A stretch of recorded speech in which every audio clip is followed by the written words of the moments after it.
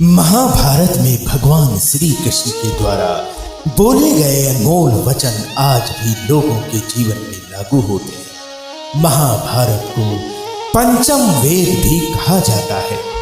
अगर महाभारत में भगवान श्री कृष्ण के द्वारा बोले गए उक्तियों को अपने जीवन में आत्मसात कर लिया जाए तो जीवन सार्थक हो जाता है। आज यहाँ हम जानेंगे कि भगवान श्री कृष्ण के ऐसे ही अनमोल वचन क्या हैं। तो चलिए सुनते हैं। अनमोल वचन।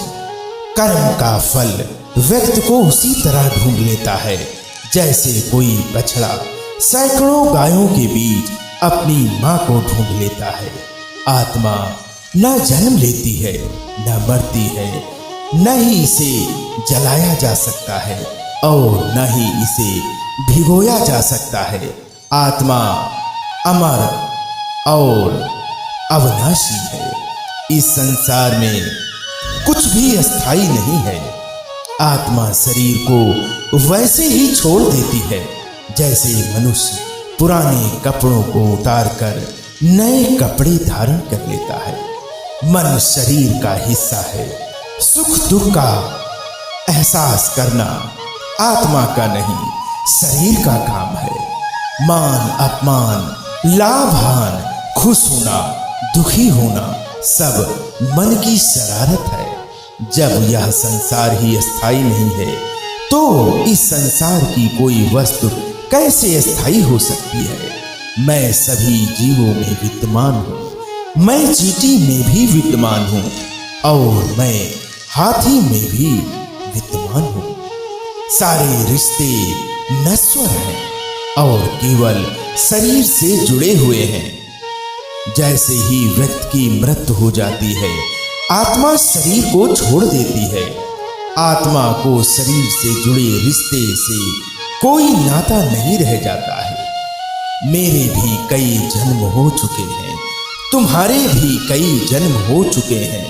न तो मेरा आखिरी जन्म है और न ही यह तुम्हारा आखिरी जन्म है।